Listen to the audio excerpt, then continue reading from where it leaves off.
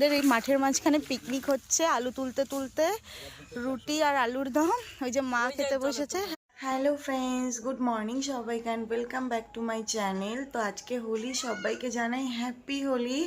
তো আজকে আমি কিন্তু সকাল সকাল উঠে পড়লাম, আর আজকে কিন্তু আমি দোল খেলছি না এই বছর। তো আমাদের বাড়িতে আজকে হচ্ছে আলু তোলা হবে, তো তোমাদেরকে সেই সমস্ত দেখানো হবে। তার আগে এদিকে দেখো, কিন্তু মা চা দিয়ে গেছে, আর চা খেয়েই তারপরে ঝটপট কাজগুলো স্টার্ট করতে হবে। তো চলো চাটা খেয়ে নিই, দেন তারপরে কাজগুলো করবো। তো বন্ধুরা, আজকে কিন্তু আমাদের বাড়িতে আলু তোলা হবে, আর তার জন্য কিন্তু মাঠে জনরা কাজ করছে। তো তাদেরকে সকালে একটা টিফিনের ব্যবস্থা করা হবে।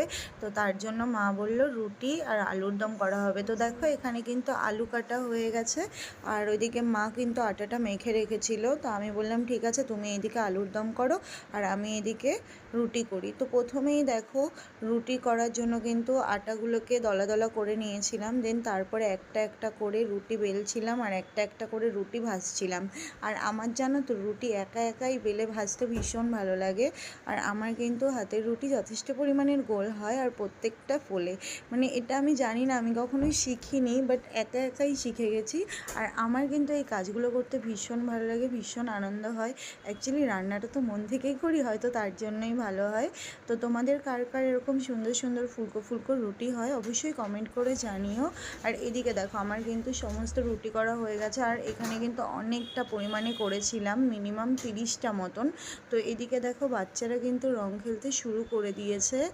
আর ওইদিকে কিন্তু আমি আর মা মিলে মাঠে যাচ্ছিলাম।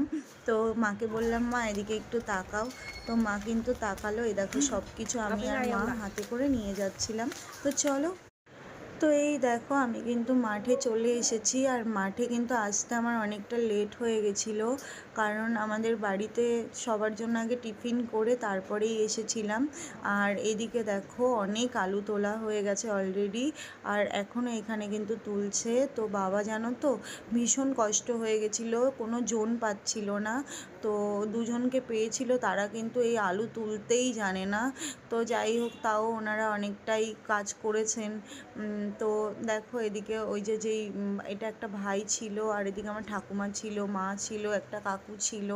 তো সবাই মিলে আলু তুলছিল। তো ওনারা জানো তো, আলু তুলতে গিয়ে অনেক আলু কেটেও ফেলছিল, যেহেতু ওনাদের তোলার তো অভ্যাস নেই না। তো আরেকজনকে বলেছিল, উনি তো আসেনি। উনি জানো তো কীরকম, কী আর বলবো, আসার কথা বলে সকালবেলা আর আসেইনি, ফোনও রিসিভ করেনি। তো বাবার অনেক কষ্ট হয়ে গেছিলো, কারণ একা একাই বলতে গেলে সমস্ত আলু উঠিয়েছে। আর এই বছরের আলুর ফলন কিন্তু খুব ভালো হয়েছে, কিন্তু অনেক নীল আলু বেরিয়েছে। তোমরা তো জানো, এই আলুগুলো কেউ খেতে পারবে না। আর এইদিকে মাঠে এত রোদ্দুর, কী আর বলবো, প্রচণ্ড পরিমাণের রোদ। ঘরের মধ্যে তো বুঝতেই পারি না যে রোদ আছে। তো মাঠে গিয়ে আজকে বুঝতে পারলাম যারা মাঠে কাজ করে তাদের কীরকম লাগে।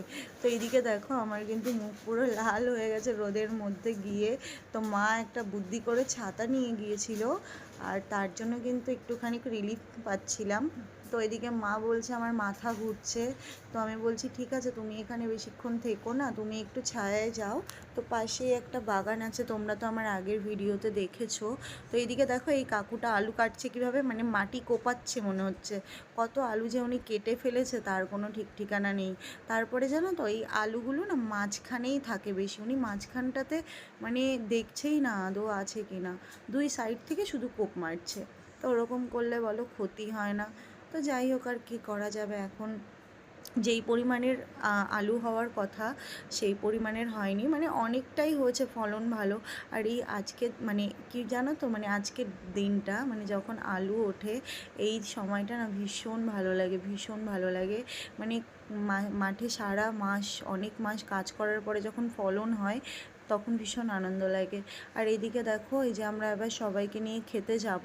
তো এদিকে ঠাকুমা হাত মুখ ধুয়ে নিয়েছিল, আর আমিও কিন্তু হাত মুখ ধুয়ে নিয়েছিলাম, আর এদিকে কিন্তু ওনাদেরকে ডাকলাম। তো চলো সবাই মিলে খাওয়া দাওয়া করি। আমাদের এই মাঠের মাঝখানে পিকনিক হচ্ছে, আলু তুলতে তুলতে রুটি আর আলুর দম। ওই যে মা খেতে বসেছে, হ্যাঁ তুলছি। এদিকে বাবা খাচ্ছে, ঠাকুমা খাচ্ছে। ভালো হয়েছে ঠাম্মা? এইদিকে এই কাকুটা খাচ্ছে, এই দাদাটা খাচ্ছে। তো সবাই মিলে খাওয়া দাওয়া হচ্ছে, আর আমিও খাবো। তো চলো খাওয়া দাওয়া করে নিই, দেন আবার আলু তোলা হবে। তো এই দেখো বন্ধুরা, খাওয়া দাওয়ার হয়ে গেছে। তো খাওয়া দাওয়ার পরে আবার কিছুক্ষণ রেস্ট নেওয়ার পরে কিন্তু আবার চলে আসলো। আর এইদিকে দেখো, প্রথমে কিন্তু এই আলু গাছগুলোকে ওঠাতে হয়। আর এইদিকে দেখো কত আলু গাছ তুলে তুলে আগে রেখেছে। তো এই আলু গাছগুলোকে আগে ওঠাতে হয়, দেন তারপরে কিন্তু আলু তোলা হয়। তো এইদিকে দেখো সুন্দর করে বাবা আলু তুলছিল। তো আজকে তোমাদের পুরো মাঠের ব্লগটা শেয়ার করলাম। তোমাদের কেমন লেগেছে অবশ্যই কিন্তু তোমরা কমেন্ট করে জানিও। আর জানো তো, এক একটা আলু এত বড় হয়েছে, মানে একটা আলুতেই 500 গ্রাম ওয়েট হয়ে যাবে। মানে তোমাদেরকে হয়তো ভালো করে দেখাতে পারিনি, কারণ মাঠের মধ্যে এতটা রোদ ছিল না, আমি নিজেই দেখতে পাচ্ছিলাম না। তো যাই হোক, দেখো তোমাদের আজকের এই ব্লগটা কেমন লেগেছে অবশ্যই কিন্তু কমেন্ট করে জানাবে। আর এরকম সুন্দর পিওর ন্যাচারাল ব্লগ তোমাদের কাদের দেখতে ভালো লাগে অবশ্যই জানাবে। তো বাবার তো আজকে প্রচুর কষ্ট হয়ে গেছে। আমি কিন্তু বাবাকে বলেছিলাম একটা প্যারাসিটামল খেয়ে নিতে, নালে জ্বর আসতে পারে, তাই না বলো? বন্ধুরা, মাঠে গেছিলাম, মাঠ থেকে আসলাম, এত রোদ, মানে থাকতে পারছিলাম না। তো ওখানে খাওয়া দাওয়া করে সবাইকে খাইয়ে তারপর আবার একটু বাড়ি আসলাম। তো মা দেখো আখের রস এনে দিল। তো এই আখের রসটা এখন খাবো, শরীরটাকে ঠান্ডা করবো, শরীর গরম হয়ে গেছে। আর এই বছর তো হোলি খেলছি না, একটুও খেলবো না, মানে মন মেজাজ ভালো নেই। তো চলো, আবার এখনও আলু তোলা শেষ হয়নি, অনেক টাইম লেগে যাবে। তো মা ওইদিকে এখন রান্না বান্না করছে, তো ওইদিকে কাজ বাজ করছে। তো চলো সব দেখাচ্ছি তোমাদের সঙ্গে, আখের রসটা খেয়ে নিন। তো এদিকে দেখো, আমি বাড়িতে কিন্তু এক এক করে আলু চলে এসেছিলো। তো অনেক আলু হয়েছে, সবটা তো তোমাদের দেখাতে পারিনি, কারণ পুরোটা তোলা হয়নি, কালকে আবার তোলা হবে কিছুটা। তো যতটা এসেছে তোমাদের সাথে শেয়ার করলাম কিছুটা। তো বন্ধুরা, আমার কিন্তু স্নান করা হয়ে গেছে, এখন বাজে 2:30। দেখো প্রায় গ্রহণ লাগার সময় হয়ে গেল। তো ওইদিকে মায়ের রান্না বান্না হয়ে গেছে, তাড়াতাড়ি খাওয়া দাওয়া করে নিতে হবে। আর মাঠে এখনও পর্যন্ত আলু তোলা হয়নি, মানে অনেক আলু, তো এখনও পর্যন্ত আলু তোলা হয়নি। তো চলো কী কী রান্না হয়েছে তোমাদেরকে দেখাই। তো এদিকে কিন্তু কড়াইতে ফুলকপি ভাজা বসানো হয়েছে, মানে হয়ে গেছে। আর এইদিকে হচ্ছে, এইদিকে দেখো বেগুন ভাজা, ডাল, আর এদিকে হয়েছে চিংড়ি মাছের মালাইকারি। তো এই যে আজকের মেনু। চলো খাওয়া দাওয়া করে নেবো একটু পরেই। বন্ধুরা, দুপুরের পর থেকে আর কোনো রকম ভিডিও শ্যুট করিনি, কারণ একদম ভালো লাগছিল না, শরীরটা ঘুমিয়ে গেছিলাম অনেকক্ষণ। তো তারপরে সন্ধ্যের পরে মা বলেছিল একটু কিছু রান্না করবি, তাই আমি বললাম আমার ভালো লাগছে না, তুমি করো। মাই রান্না বান্না করেছে, তো খেয়েছি। আজকে আলু তুলতে অনেক কষ্ট হয়ে গেছে। বাবা বলল শরীরটা ভালো লাগছে না, কারণ প্রচুর কষ্ট করেছে, তাও তুলে পারিনি পুরোটা, অল্প এখনও বাকি রয়েছে, কালকে তুলবে।